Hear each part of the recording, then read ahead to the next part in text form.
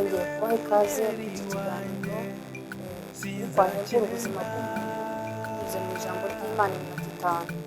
Iki kiganiro mukunda kucyumva kinyuze kuri Kamera Gospel Show buri gitondo saa 2, kandi Uwiteka ajya abagirira neza, Uwiteka ajya abahira abamugisha, Uwiteka ajya anezeza imitima yanyu kubwo gukurikirana ijambo ry'Imana no kubwo gusenga. N'umwanzuro mwiza kuba imbere y'Imana. Kristo yaratuvukiye, tumaze iminsi ducelebratinga Noheli ivuka rya Yesu Kristo.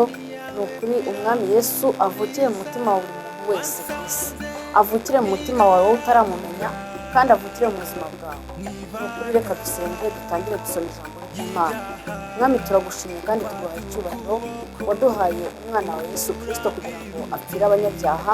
Muri abo yapfiriye nanjye ndimo, na bene data badukurikiye barimo, kandi waduhaye umugisha wo kumenya ijambo ryawe. Warakoze Yesu, turagushimiye ko twakwakiriye nk'umwami n'umukiza w'ubuzima bwacu, tukaba twaragutuje mu mitima yacu, ukatubohoraho ingoyi zose zari zituboshye. Icyubahiro n'ikiganze mu isi no mu ijuru kiharire wowe wenyine.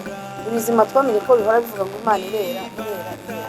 Imana yera rero, kandi ubudahangarwa bwawe ufashe imibiri yacu n'imitima n'ingingo n'imisokoro n'amagufa.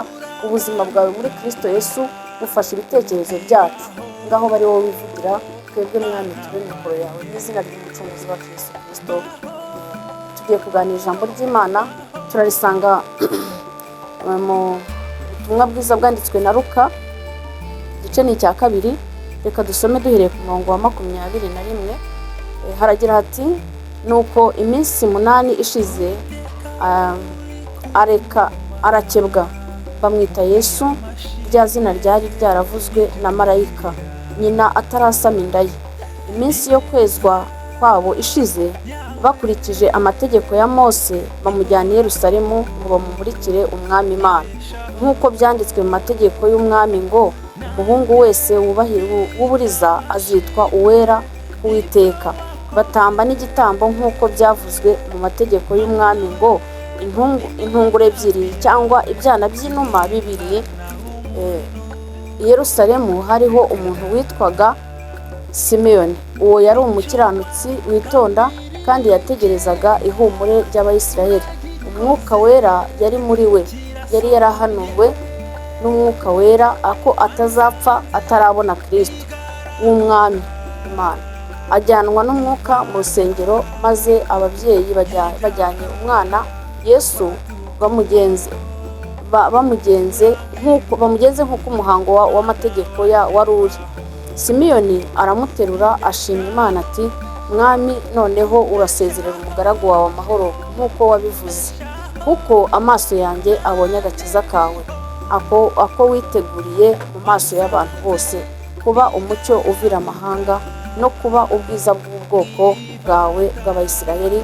Haleluya. Dushimye Imana Data wa twese yuko agakiza kabonetse mu Bayisiraheli, kandi kabonetse ku Banyarwanda no ku isi yose. Dushimye Imana ko hari abantu Imana yisigarije bagitegereje kwakira umwami Imana. Hari abantu Kristo arimo avukiramo bundi bushya. Hari abantu Yesu arimo kweyegereza kugira ngo nabo bakire ubwiza bw'Imana.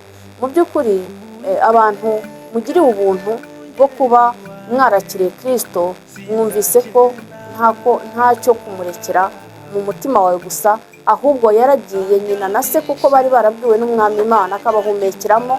Batekereje kujyana uwo mwana mu rusengero. Mu rusengero rero ni mu mutima. Umutima wawe ni wakira Kristo, kandi no mu rusengero hasanzwe uzabikora uko ubyumva, ariko inama nakugira nuko urusengero ni inzu y'Imana, n'ubwiza bw'Imana, n'icyubahiro cy'Imana. Iyo ndangagaciro rero wakire Kristo nk'umwami n'umukiza w'ubuzima bwawe. Kandi abahanuzi nka ba Simeyoni, Imana ibashigikire, bafata amaboko, ntibazapfe batabonye umwami Imana, ntibazapfe batabonye ubwiza bw'Imana. Iki gitondo kiri cy'umugisha, urahirwe, urarindwe, ubwiza bw'Imana bukugote, kandi inzira z'Uwiteka Imana zifunguke mu kirere cyawe. Aho wari utegereje amahirwe, Imana yagusangiye. Abana bose bazi imbere ya Kristo, turabana mu mwuka. Nanjye ndi umwana wa Kristo, nawe umwana wa Kristo. Niwumvira ijambo ry'Imana rero uhinduke umwana muto, kuko abana aribo bazabona ubwami bw'Imana, kugira ngo bagire imitima itunganye iciye bugufi. reka dusengere iri jambo, ariko wowe wumvira ijambo ry'Imana muri iki gitondo, yumva wakwakira Yesu nk'umwami n'umukiza, aho hariho nimero ya telefone, uhamagare cyangwa se wegere umushumba ukuri hafi agusengere mu izina rya Yesu. Data, turagushimye ko mwene data yumvise ijambo ry'Imana akaba afashe umwanzuro wo kwakira umwami Imana mu mutima we. Turasenze kugira ngo umwumvishe kandi wumvikanishe ijambo ryawe ku isi yose. Iki gitondo cy'iminota 5 kibi cy'umugisha, kandi mwami buri wese asarurirwe nawe, umuhunikire, inzira z'Imana zifunguke ku buzima bwe. Yaragoswe, yaraboshywe, yararuhijwe, ariko mwami iki gitondo Kristo amuvukire, kuko turi mu cyumweru cyo kuvuka kwa Kristo. Urakoze, neza yawe niganze mu izina rikomeye ry'umucunguzi wacu Yesu. Imana ibahe umugisha rero, mwiranwa amahoro ya Kristo ayo murongo.